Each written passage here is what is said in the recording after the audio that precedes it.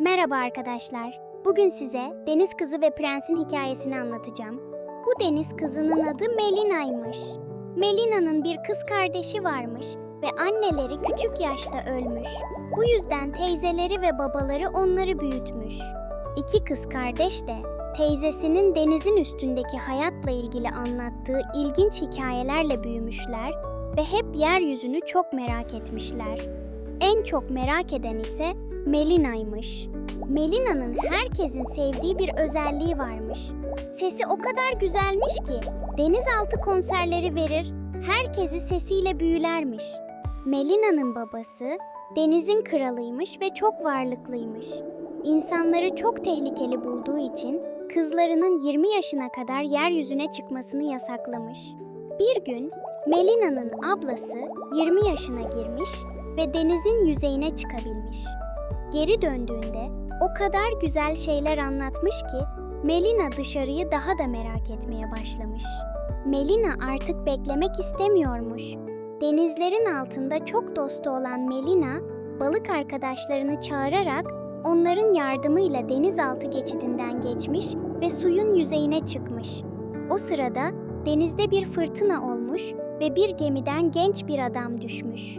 Hemen gidip o adamı kurtarmış ve kayalıklara bırakmış. Bu genç adam aslında çok yakışıklı bir prensmiş. Hayal meyal o da Melina'yı görmüş. Prensten etkilenen Melina dayanamamış ve güzel sesiyle ona bir şarkı söylemiş. İçinden hiç gelmese de onu kayalıklarda bırakıp uzaklaşmak zorunda kalmış. Prensin sarayı denizin kenarındaymış. Melina'dan çok etkilendiği için her gün kıyıya gelip onu bulmayı umuyormuş. Geçidi öğrenen Melina her gün buradan geçerek prensi gizlice izliyormuş.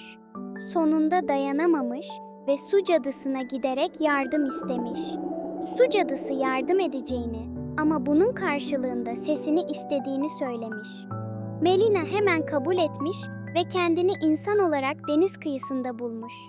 Unuttuğu bir şey varmış. Artık konuşamıyormuş. Cadının şartı, prensin 3 gün içinde ona aşık olmasıymış. Yoksa büyüsü boşa gidecekmiş. Karşısına prens çıkmış ama onu tanımamış.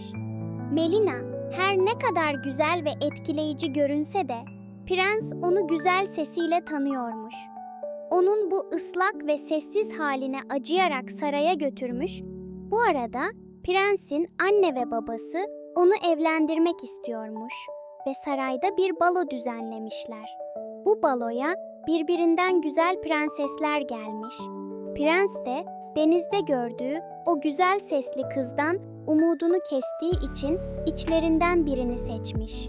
Melina deniz kenarında insana dönmüş, sesini kaybetmiş ve ailesinden uzak kalmış olarak ağlıyormuş. O sırada suyun üzerinde günlerdir onu arayan babası, teyzesi ve kardeşi belirmiş. Babası, su cadısından sesini geri aldığını ve ona geri getirdiğini söylemiş. Melina, sevinçle babasına sarılmış ve sesini geri almış.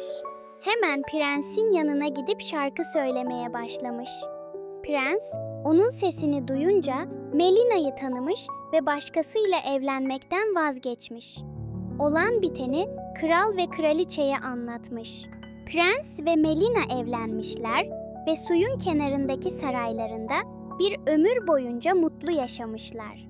Başka hikayelerde görüşmek üzere, kanalımıza abone olmayı unutmayın.